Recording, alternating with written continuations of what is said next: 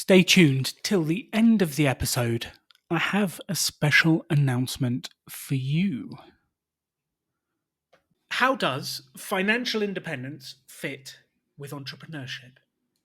Is entrepreneurship and startup and side hustles a good tool to get you to financial independence? Does it actually make a difference? Will it actually increase your income and get you there faster? Or is it the answer to what you do with your life after you've got to financial independence? Or, as my wife would scream out, is it not binary and maybe it's a bit of both? The extraordinary belongs to those that create it. Rebelling against business plans and debt, rebelling against what society expects of us to build cool businesses, make money, have fun, and do good. Let's create something extraordinary together. Welcome to the Rebel Entrepreneur.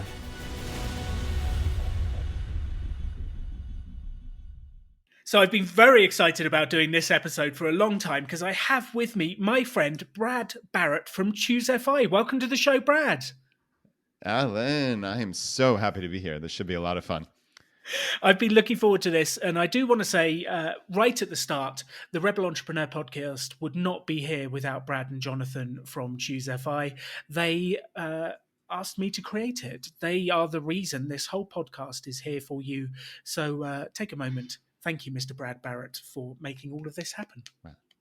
Well, that's incredibly, incredibly kind. You're the one who made it happen. Let's be entirely clear. But the podcast is amazing. You know, we love you. You're one of the best friends of our show, of, me and Jonathan. So thank you for everything. No, thank you. Self-Appreciation Society this afternoon. All around. All right. So moving on quickly. When did you learn about financial independence, Brad? When was the inciting moment in your story? Yeah, it's hard looking back and trying to piece it together precisely, because there's the time when I found out about the financial independence movement, let's say, or it was probably even predating that, but Mr. Money Mustache, right? That was when I learned there were other people like me, I guess. But as you can tell by that answer, I was kind of living this life for many years before I was aware of Pete or Jim Collins or anyone in the FI movement. So, I think I was a natural saver. My wife Laura is a natural saver, and ultimately we were living this life in a high cost of living area. So we grew up right outside of New York City in the Long Island suburbs, and we're both CPAs. We made a nice living, and there certainly was potential. So we knew we could make a life there, but we realized that wasn't a life we were looking for, and that there was a way to kind of opt out, in a sense, of what the rat race, what everybody else was doing, the keeping up with the Joneses, all of that stuff, all of those cliches, right, Alan? And there was a way to do this on our terms. And I think there were a couple precipitating moments looking back when I was 22, 23, and I was working at one of the biggest accounting firms in the world. And, just these couple, 2 or 3 little moments where I remember vividly it during tax season, right? It's 1 a.m., 2 a.m. in the morning, and I'm there. Literally, this is in the olden days. We're quite literally stapling tax returns to mail them out. and the partner who, in theory, how they get suckers like me, the junior associates, to work 60, 70, 80 hours a week is that carrot of, you could become a partner someday, right? Yeah. You could make $500,000 or $1 million, whatever it is. Well, that partner was there stapling tax returns with me at 2 a.m. So you're kidding, to get it done. I kid you not. And if that was the life that I was looking forward to 20 years hence, that wasn't a life I wanted to sign up for, right?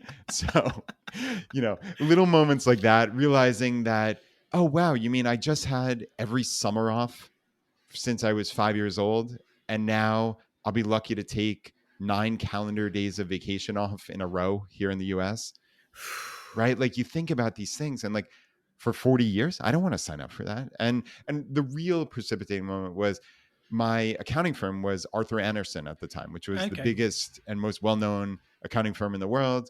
And within 9 months of me starting there, it imploded. due to Wow. the Enron scandal, which is kind of ancient history at this point, or a historical event. But for me, that was front and center. And I realized this is very impermanent, Hmm. right? And even though all these people had worked their entire careers and thought they had it made, they were senior managers or partners at Arthur Andersen, it could go away in an instant when you spend all your money, right?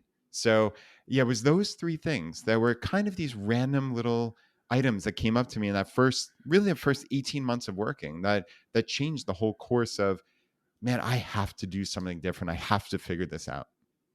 I love that. So it set you on this task of like, I have to figure something out. I have to do something different. When or where did side hustles come into this? Because I don't think many people realize, and this is not your stereotypical accountant who goes and starts businesses on the side and learns all this stuff. You're not normal, Brad. Well, yes, we all know I am very much not normal at all. But I think you mean that nicely, so I will take that as a compliment, It's as an intended. absolute compliment.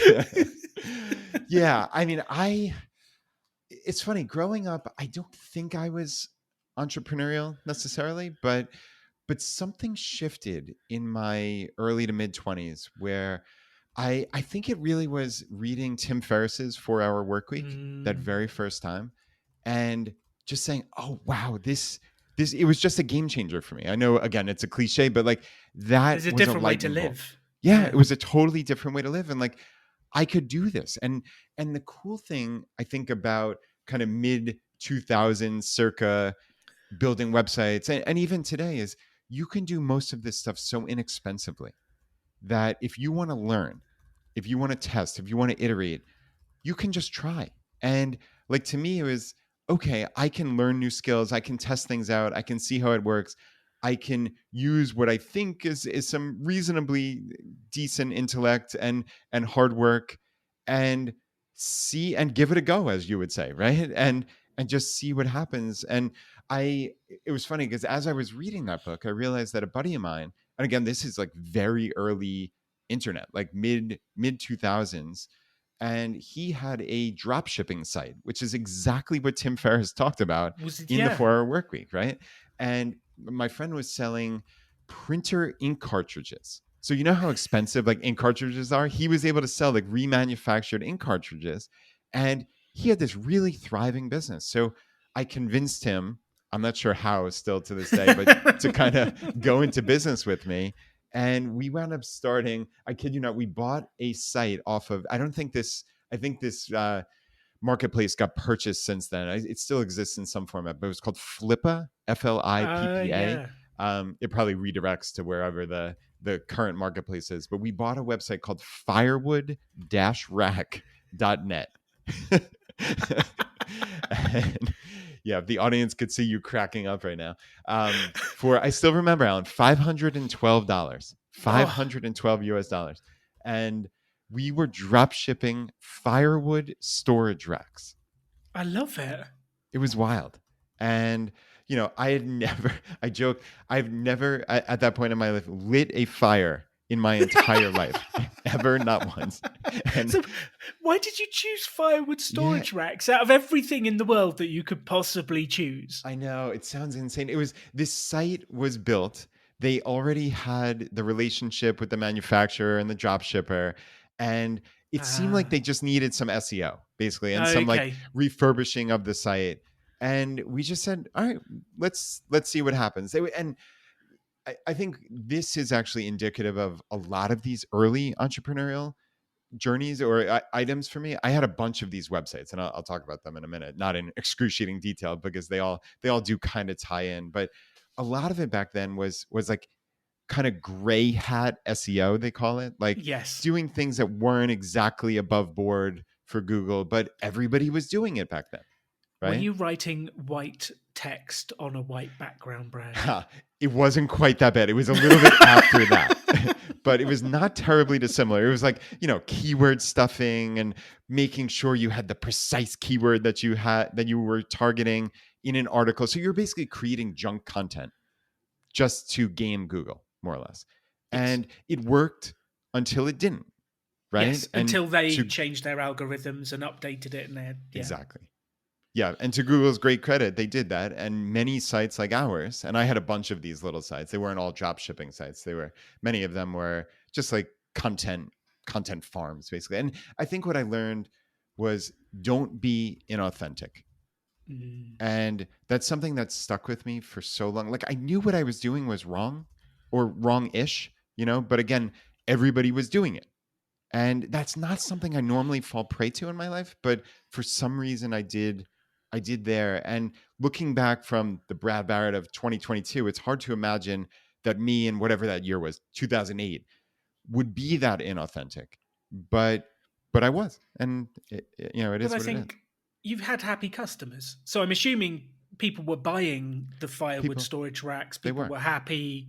Like, so you're not being inauthentic because you're selling a product to a Right. person who wants it, but you're using some grey tactics to reach a customer. Right. So I don't think it's as bad as you Okay. say it is. Like, I don't think it's that bad. I like sometimes you have to do things to reach a customer. Yeah. Sometimes you have to find people. And if the customer in the end is happy, Yeah, no, that's thank you. That is certainly a perspective that I hadn't considered because in my mind's eye it was all negative. But you're absolutely right. I mean, we were selling these storage racks to happy customers all across the U.S. and they were getting what they paid for, and they were getting it at a good price with good customer service. So there was good to it certainly, uh, but yeah, there was bad to it also. And I think for me, right, like I picked up skills. I again, as you said, I'm a CPA, I'm an accountant, but I was picking up rudimentary SEO skills, rudimentary HTML skills, which, I'm certainly not a coder by any means, but I can go in and do the simplistic HTML even to this day. And good things like that. So there were lessons learned, but it kind of helped me springboard to the next thing, which was actually somewhat successful, which so, do you think those early experiments with websites did they actually bring in any kind of money, or was it just a learning experiment that led to the next experiment? yeah, I mean, yes, they brought in some money, but it was minimal. But again, it was all just these little things. Like, and I'm sure you've talked to people on this podcast that remember that first Hmm. moment they earned income on the internet, right? And like in and of itself, even if I had just earned $1, that it would have proven to me that I can do this. So yeah, there was that. But I mean, I remember I had a website. I think it was, I forget the precise domain name, but it was something like thenursereference.com or something like that. It was all these articles about like different nursing programs. I forget what the exact domain was, but uh, what was interesting, there was a keyword. And for any enterprising person out there, I think it was LPN programs in NYC. So in New Oh, York City. So LPN, I guess, is a type of nursing. That one article that I think I paid someone $5 or $10, I kid you not, to write, made like 2 months running $300 or $400 a month just from that one article, which was crazy. It just had Google AdSense, it had some Google traffic, and it earned some money. And like that, Alan, was really cool. Like, and it made me realize you're aghast that could no, I be, right? love it. I think it's incredible. Like, you find that little thing, you write an article, you're like, wow, there's a new world Right. that's just opened up. And I think, I don't know, I'd love to understand because you're experimenting here, Brad. Yeah. And so many people in the world don't experiment, they Right. don't try it. So, what gave you the, and please take this in the right way, but what gave you the balls to try and buy a website, to experiment, to write articles, to hire someone to write an article about nursing? Like, I love this. Yeah. I applaud it massively. Yeah. And I I'm appreciate curious for everyone else out there, what inspired you? What gave you the courage to experiment? it. Yeah. I it's hard. It's hard to say. I think I just wanted so desperately a different life. I didn't want to work that 9 to 5. Mm. And we had, this started getting into when we had young daughters. My oldest was born almost 14 years ago at this point, and this You kind of don't look that old, coincides. Brad. What's that? I don't like You that. don't look that old. Well, thank you, my friend. And I just knew that I did not want to work that 9 to 5 or 8 to 5 or 8 to 6 or whatever it had started turning into. And I knew that I could do it. Like that was the thing. I knew that I could be a success if I just tried hard enough and learned as much as I could. And I said, like, I have time. I was fortunate to have some resources, right?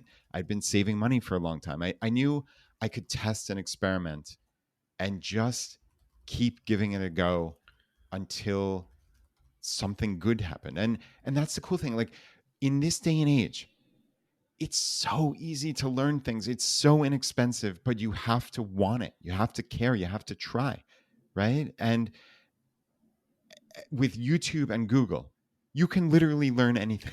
There is right. There's more Anything. anything. There's more information than we could have imagined when you and I were growing up, right? And it is at your fingertips. So like that just always inspired me that I could do this. And I kept after it, Alan. I just kept going. And again, this was littered with failures along the way.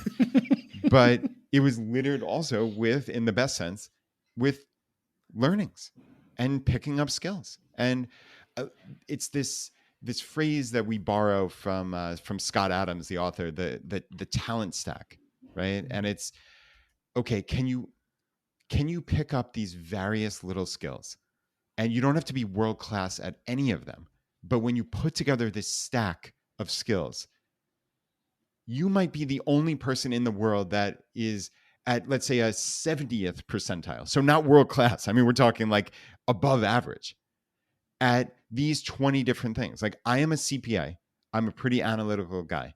And this kind of leads into my, like, the first thing that actually did take off with my entrepreneurial was travel rewards. So using credit card rewards points to travel the world. So I think there's a decent likelihood that I was the only CPA in the world who was a travel rewards expert, who also knew a little bit of SEO and HTML and website building and built a big network of friends and colleagues, like, and looked at a website, not just in terms of how many website visitors can I get, but can I potentially make this a hybrid business of real world and online?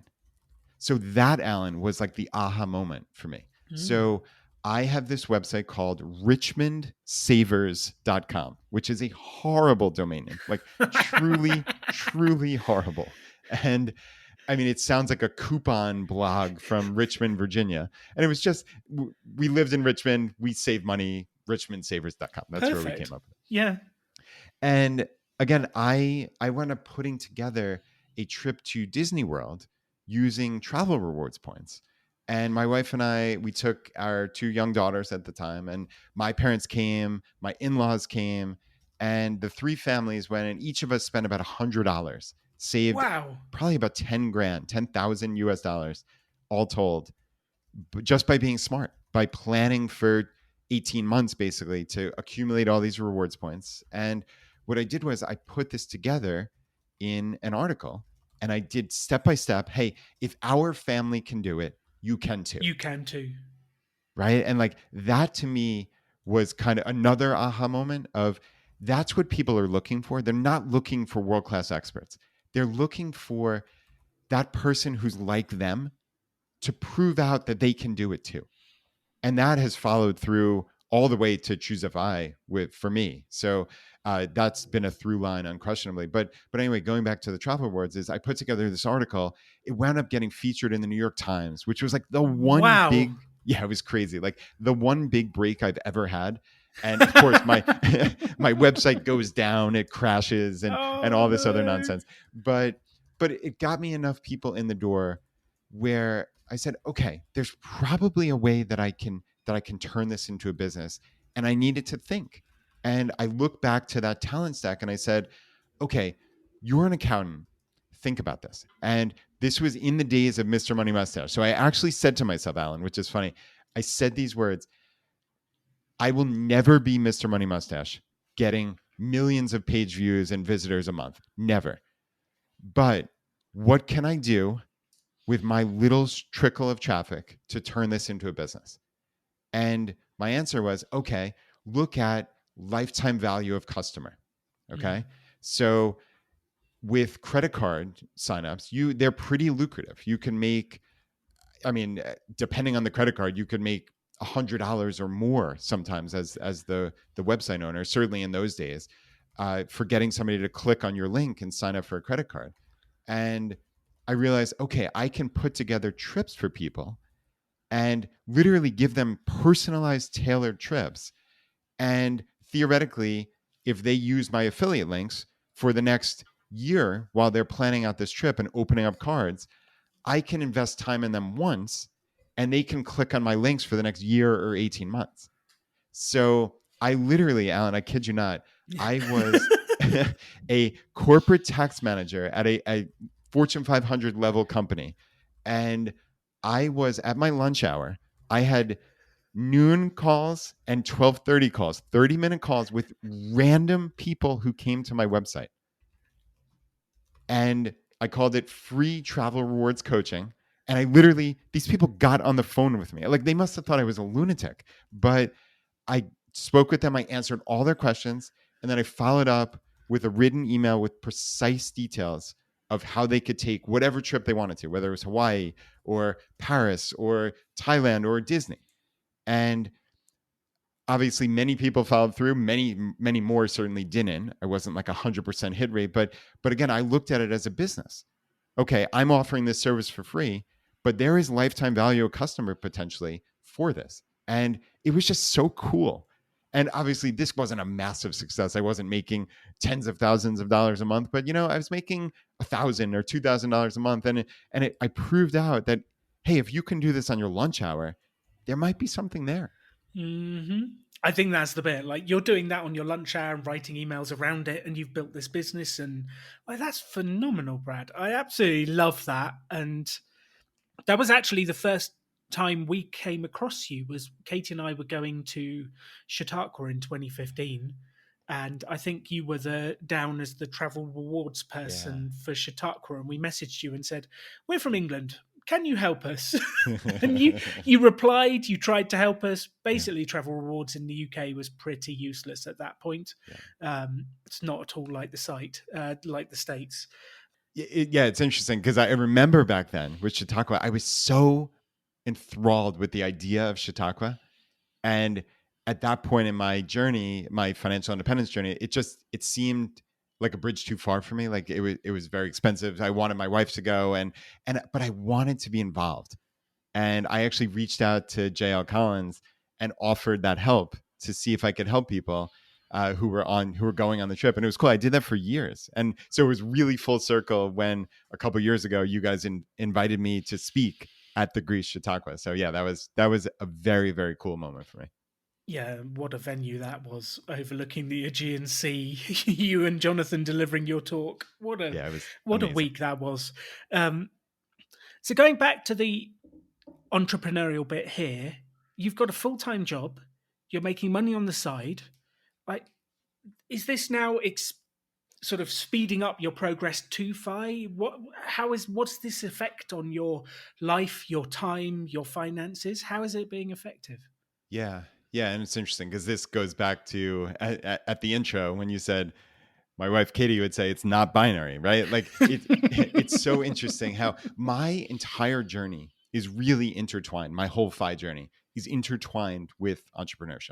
And it's funny because I don't necessarily conceptualize myself as that true blue entrepreneur, but I guess when I talk to you and I realize, oh wow, it really is. Like that is, again, it's a through line for this entire journey because it's at least a decade, probably almost 15 years since I started that very first site. So uh, it has been an ever present. And yeah, it's interesting how it all moved forward, I guess, from that point of the travel rewards. So, like I said, I was making a little bit of money, and nobody's going to sneeze at making $1,000 a month, right? Like that seemed like an astronomical amount of money for me making online. I mean, for just my time, it didn't cost anything. So, but I had this inkling that it could be something more, right? And that's why it's all tied together with leaving my full-time job and building something else and thinking that I could make this happen. So it's hard for me to pick apart, Alan, like the exact answer to your question, but like it's all tied together because obviously $1,000 a month is going to help anybody's fight journey. I was never making that much money. I never made at my regular job, even though again I was a CPA. I never made six figures. So I mean, never. So making $12,000 extra a year, or whatever it was, I mean that's a significant Phenomenal. amount, Yeah. right? So by definition, because our savings rate was pretty significant as it was, just adding that on top of it was at minimum an extra 10% to my savings rate, probably more like 15, 20%. So yeah, I mean, that helped dramatically for those couple years in those early years. And then, yeah, I mean, it all kind of came to a head. I think it's hard to remember the exact timeline at this point. I think it was early 2015. So I was, like I had said, my wife and I had been saving money for the better part over a decade since we graduated Wow. college, and we're natural savers. So we were well on our way to FI. We were not FI though. Let's be clear. Like we were not FI by the technical definition of 25 times, Yeah. the rule of thumb of 4% rule, right? Were you The sort of 25 times. 50% of the way there? Were you I think we half, were something over like that? 50%. Yeah. It's hard to remember precisely, but I would say we were somewhere between 60 and 75% of the way to FI, That's approximately. phenomenal. Yeah. Yeah, so we were like well on our way. Um, but again, at that point, I had this little side hustle that was doing something, and I just thought there was more.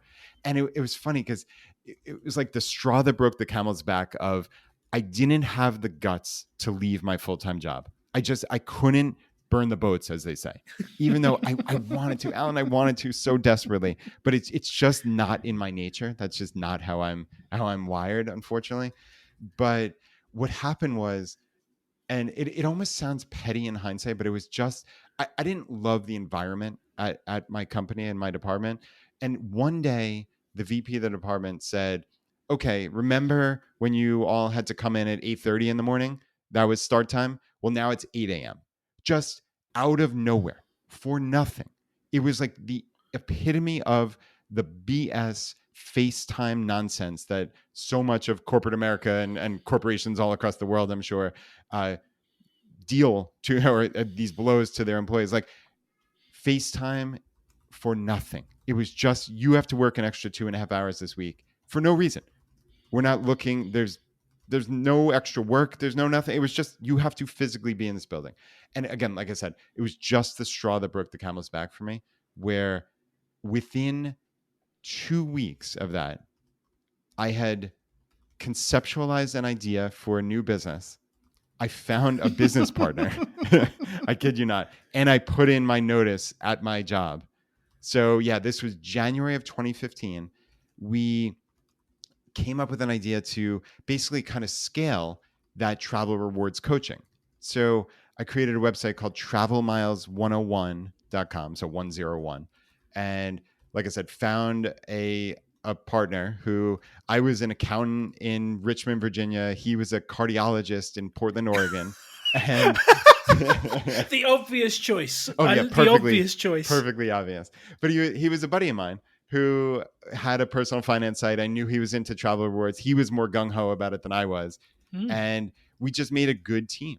And we created this course, we called it. So back then it was kind of a novel idea, but now we know it just as an email autoresponder. In essence, it's nothing revolutionary now with the benefit of hindsight in 2022, but in 2015 this didn't exist for people in travel rewards world. You needed to kind of piece it all together. And I spent hundreds or thousands, potentially up to 1,000 hours trying to learn this and figure out, is this real?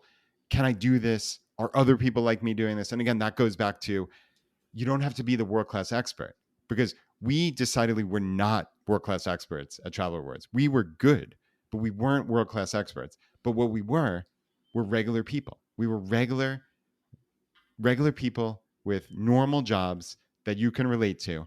And we were able to do this for our families and take 1 to 2 nearly free vacations a year. And we were able to teach people. So we came up with this course, and it just came out every single day. I mean, that very first time, Alan, I was literally writing the lesson that was going out the next morning and like furiously posting it. I think it was MailChimp back then was the email service we used, and like posting it to MailChimp and hoping that I could finish it and there were no typos, and it would go out the next morning to a couple hundred people. And uh, that existed, like that course that we created in January of 2015 and February, because like I said, it was a just in time kind of process that still exists to a large degree. There are still words, many words that were written in January and February of 2015 that are in that course today. And in the subsequent years, I think we've put over 50,000 people through that free email course, or Whoa. 50,000 plus people have signed up for it, certainly. So uh, it was really cool. And we realized, okay. And again, you can scale that, right? You can scale sending out emails all across the country and world potentially. And it doesn't matter when somebody signs up for it, they get this email autoresponder. And we created a Facebook group and we had support us, a whole group of moderators and people from the community. So it felt like a community project, which was really cool. And yeah, again, I couldn't scale my own time 30 minutes No. at a time, but you can scale something like that. What a journey. What a journey. And I know what you're saying about the you can't leave the job. Sometimes it takes someone to do something to you to make it happen. And the few times things have happened to me, I've got fired. And then that, like, oh, my life has changed. I better do something with it. Whereas I think, yeah, I'd love to say to everyone listening to this, you don't have to wait for the boss to come in and say 8 a.m. is the new start time or you're fired. You can start alongside, you can start in different ways. But I think, yeah, humans, we're not always great risk takers and we just sit where we are and wait for someone else to kick us out of the comfort zone.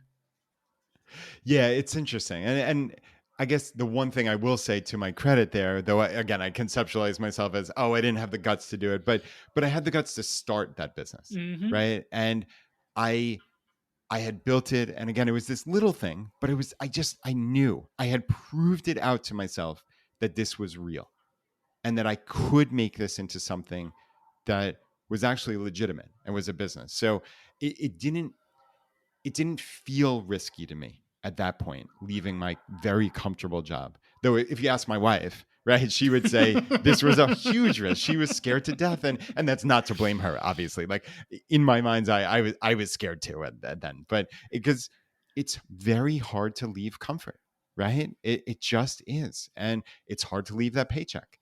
And it was pretty cool that again, I my last day of my job was January 31st, 2015, and this Travel Miles 101, the very first email went out the next day, February 1st, 2015. So it's it's wild. It is absolutely wild thinking back on that. Couple of things to build on what you've said. The first is an expression we use at Rebel Business School all the time, that everything you want in life is outside your comfort zone. Otherwise, you'd already have it. Like if we were comfortable just going to do it, we would have done it. So you've got to get uncomfortable to do it. And I think what I love about your story is you did it in this low risk. I'm just going to try it with this. Just do it this way. I'm going to test, and making a 1 to 2,000 a month before you quit your job.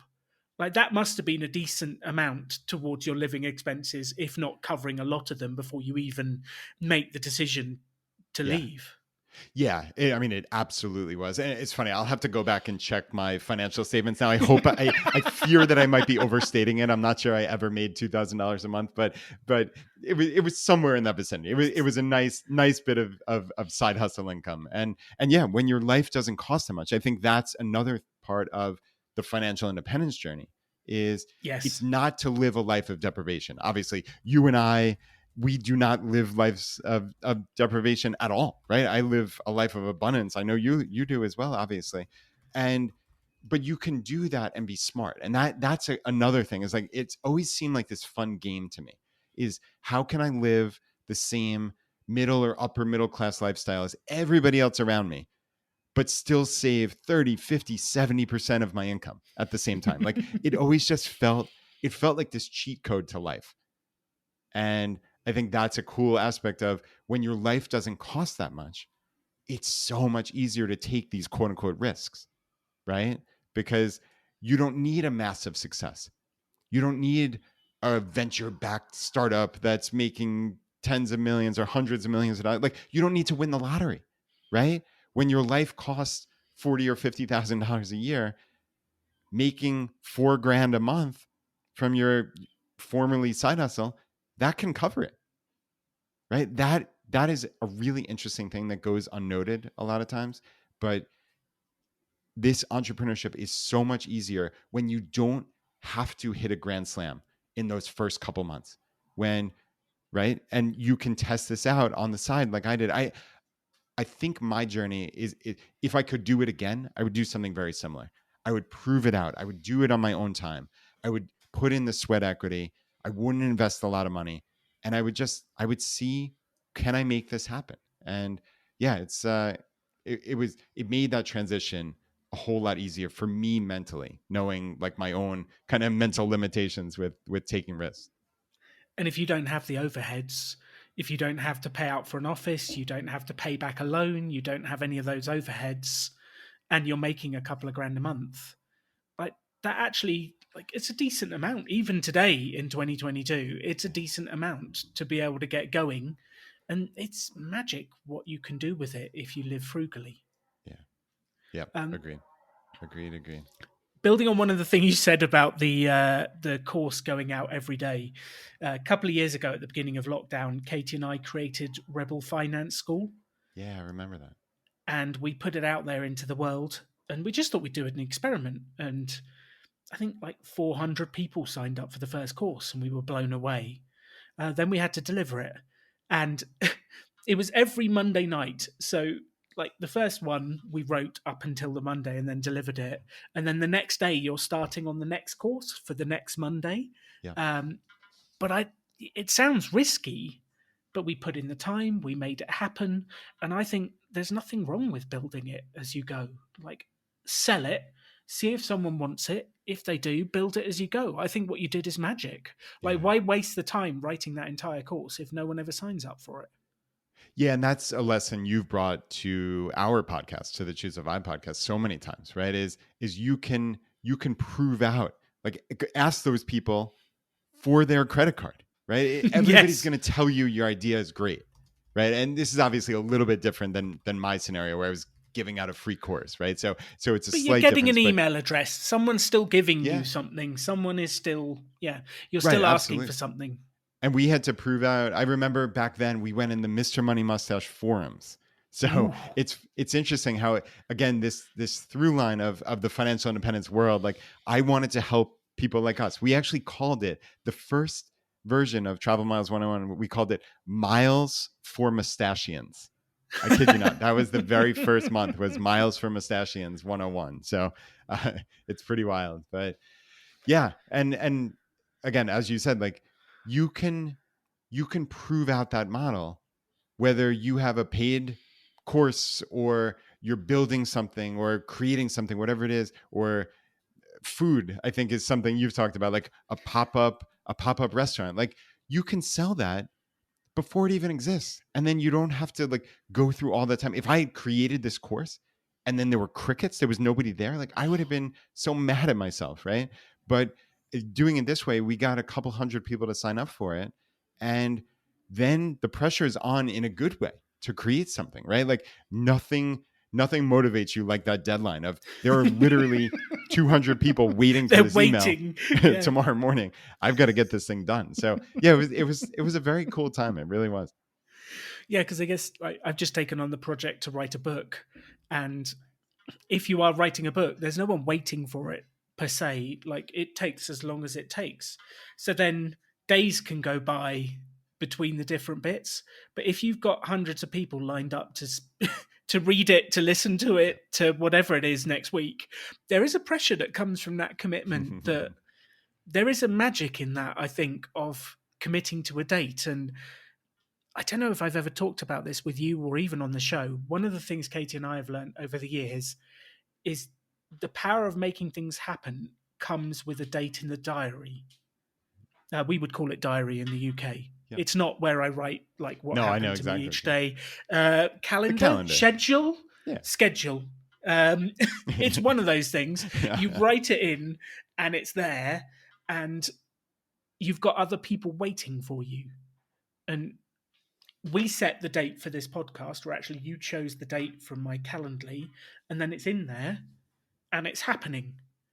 And I think that magic of like putting a date on it, putting a time, and having someone else to hold you accountable, whether they're waiting for it, I would. There is huge power in that. For everyone listening to this, if you've been procrastinating on something, put a date in the diary with another physical human that you respect and don't want to let down in the diary and commit to it.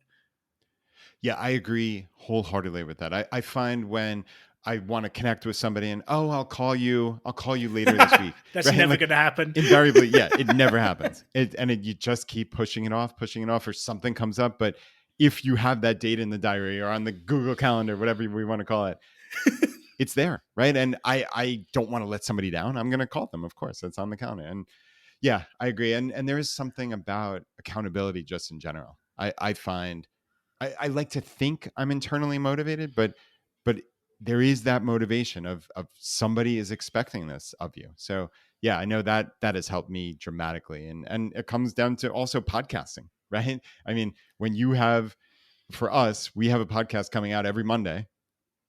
We're putting that thing out. So whether that means we're recording it Sunday night and it's getting quickly edited, I mean, we're not quite that bad, but if if stuff came up, we would do it. It would have to get out, right? So people are expecting it. So there's definitely something to that, Alan.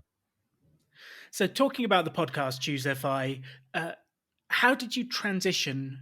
So, Travel Rewards, you've quit your job, you're building the Travel Rewards 101 business, it's starting to go well. Yeah. At what point in there did you get to financial independence? Did that change your behavior? Did you have one more year syndrome? Like, what happened?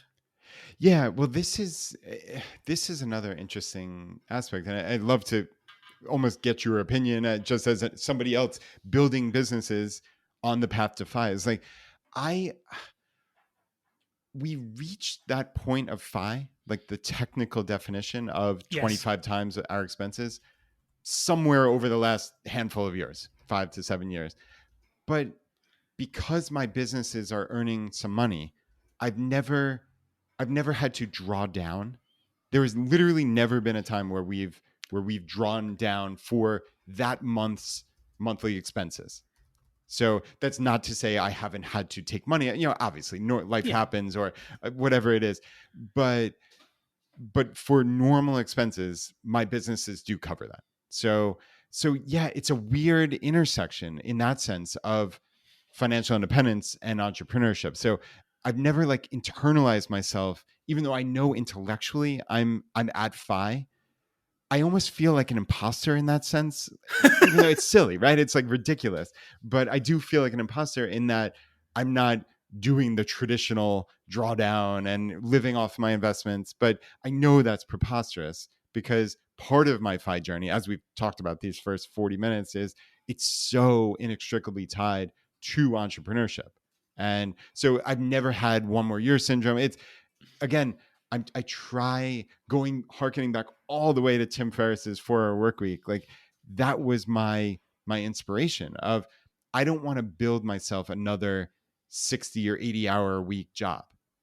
That's not the goal.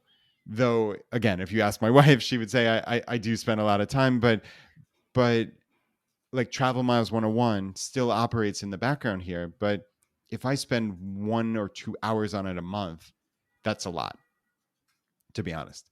And I probably spend well less than that on many months, and it doesn't make as much money as it used to, certainly because I frankly have neglected it to a large degree, and I haven't tried to keep growing it, but it still provides a value to the world, right? It's that course is great, it's free, it's available. We have a Facebook group with I forgot 25-30,000 people in it, and a whole bunch of knowledgeable moderators that kind of make this thing hum along, and it's really cool. And so I didn't build myself another job. I built myself really passive income, or as close as you can get in this world. A lot of the passive income, and I'd be curious your thought on this, is it's kind of fool's gold.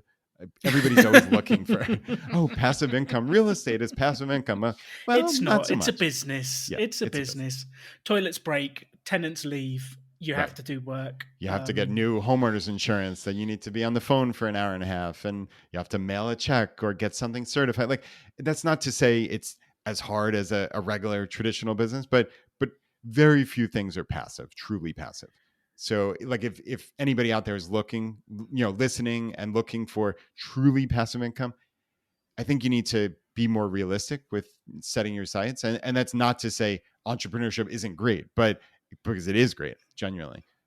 But I think a lot of people get caught up on that passive income, and it is so fleetingly rare. But I guess in my specific case, I did build something that is as close to that as can be. But I've kind of obviously morphed over the last 5 years into this Choose a Pie podcast and business, and when you're growing something that's taking off, you put in a lot of time just even It's thinking and exciting. brainstorming, right? So I mean, I spend probably more time on Choosify than I probably want to in an ideal world, if that makes sense. But it's great. I mean, it's hard. It's like when I say something like that, I feel almost guilty in the sense that it's so interesting. I never thought I would have this opportunity to make a positive difference in the world, and it's just so, it's really wonderful. Like, it's genuinely wonderful knowing that me talking into a microphone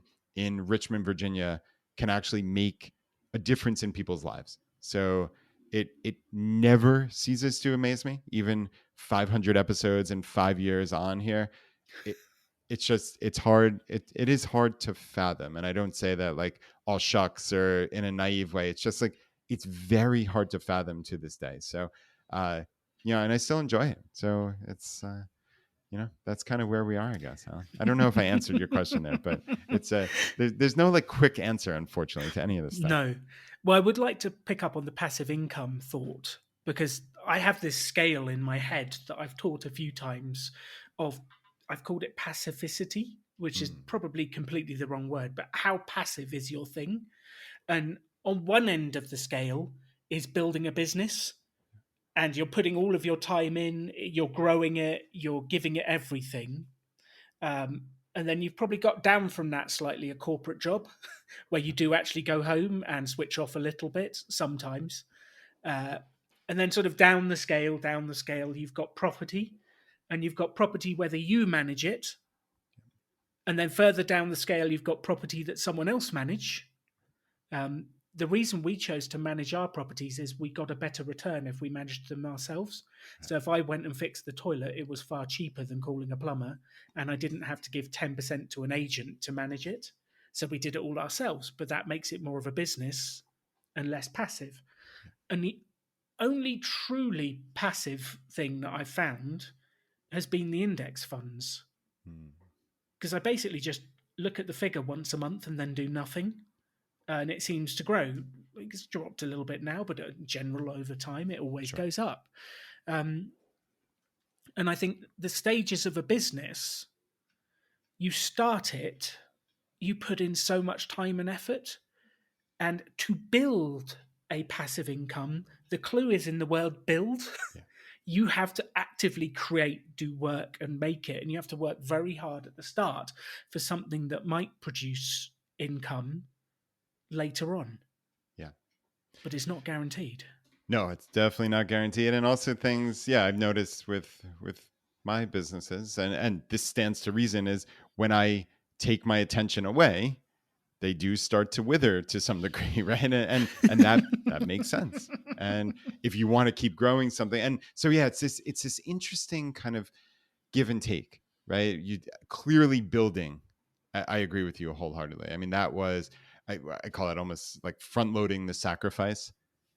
So most of the work and effort and sacrifice is in that building stage. And for me at least, then it's like, okay, is this a go no go or make or break? Mm. And once I've realized, okay, there's something here, then you keep building, and then it gets to that point of another inflection point, do I let this kind of run? Is there a way that I can transition myself out of this where it still is doing something valuable, maybe earning some money, though not as much as it could have, right? Had I continued to put the pedal to the metal and try to grow this. But th- there's, oh, like I said, there's always that give and take. So had I wanted Travel Miles 101 to be as big as the Points Guy or sites like that, I don't know You if might we have been ever able would. to. You might I have mean, been. maybe, right? I mean, we had a very specific audience of, again, normal people, families all across America trying to use travel rewards. And I think there's a big audience there. And it just got to the point where I said, this is not what I'm looking for. I'm not looking for constant growth. So I think sometimes I look back and say, I wonder, was that the right decision, frankly? Because I could have turned that into a many multiple $1 million business. Yeah, but And what would you have done with that money, Brad? Like, you'd yeah, I still don't be know. living in the same house. You'd I still probably be would. travel hacking around the country. Like, it's interesting. There is a stage where you go, you're just making money for money's sake, Yeah.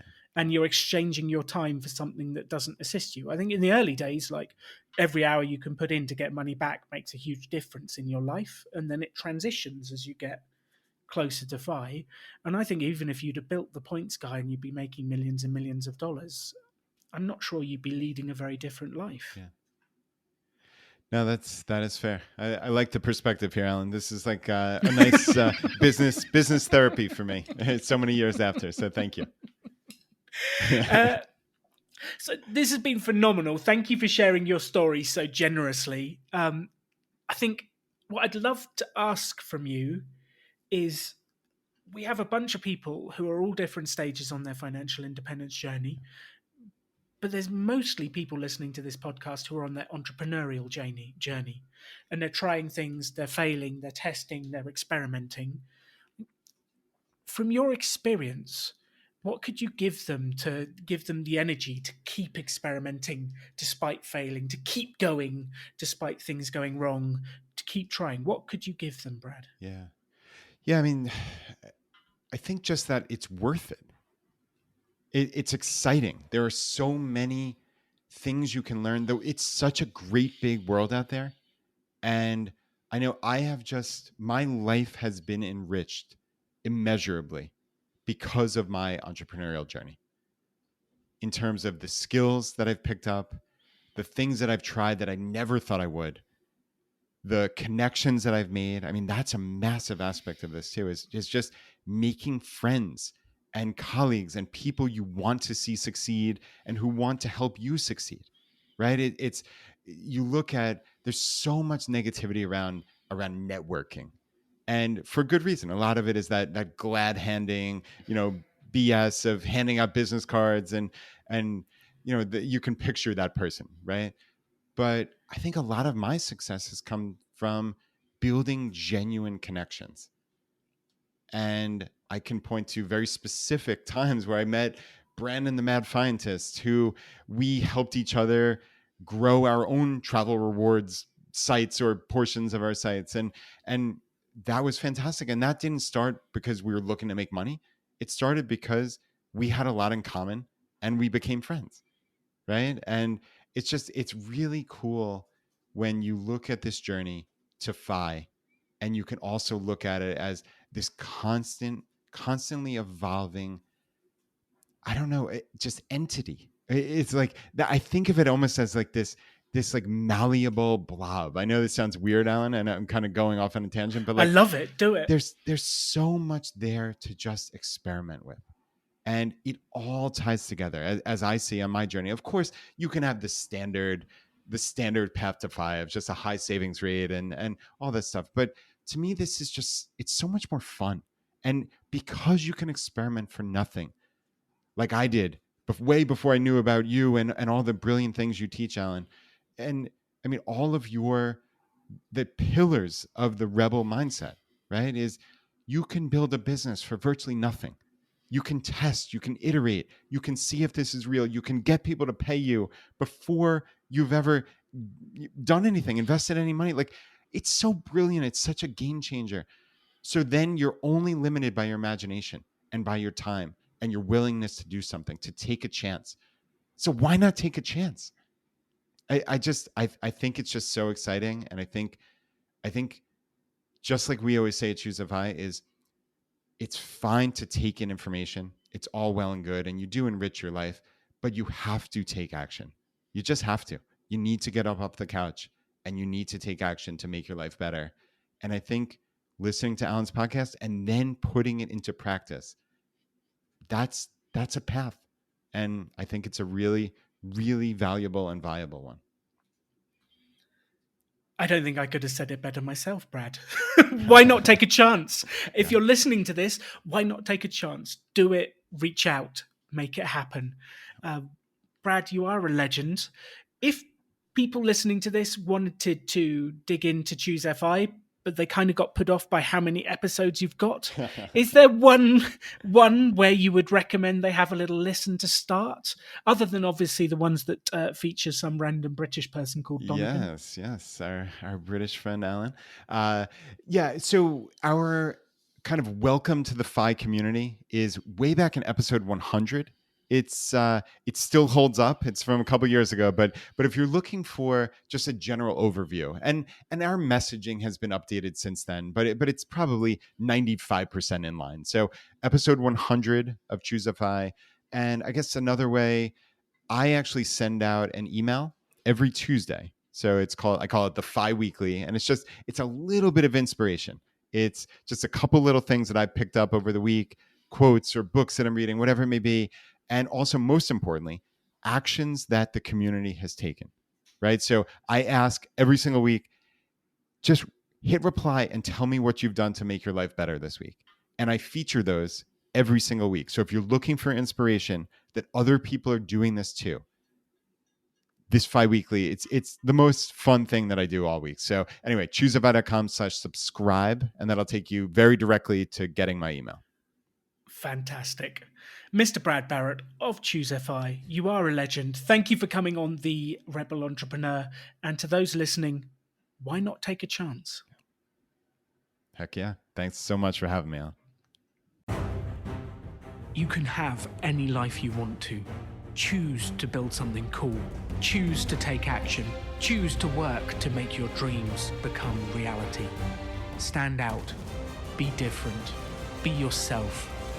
Be a rebel entrepreneur. Thank you for listening to the Rebel Entrepreneur podcast. I am grateful that you've joined us on this journey. And as you know, the podcast is mainly about building debt-free businesses. However, there is a huge percentage of the podcast is about the mindset, how you think about life, how you make things happen, and how you do things.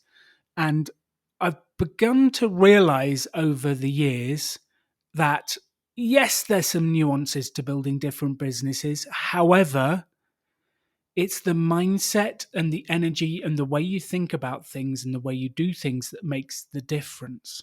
So, that being said, Katie, my wife, my business partner Simon, and I have decided to create a brand new course that we are giving away for the 10-year celebration of Rebel Business School. Yes, the podcast is 3 years old, but the business that it was created after is 10 years old this year. And to celebrate, we have created the Extraordinary Life course. And the whole purpose is to give you the tools, techniques, mindset, and ideas to help you set up for the most extraordinary 2023. And I don't care what your version of extraordinary is, what you want to achieve, whether it's building a business, having an incredible trip, becoming nomadic, working on financial independence, losing weight, being healthy. I don't care what it is you want to achieve. This course is designed to give you the ideas and tools to get going. So please join us, as we would be honored and delighted to help you make 2023 the most extraordinary year yet. All you need to do is sign up. The tickets, as always, are free. No one has ever paid to come on a Rebel Business School, a Rebel Finance School, and they're not going to start on our new stuff now.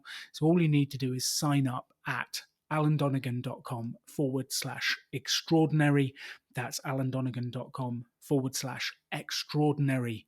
And we will help you set up work out what you want for next year, and set up how to get it.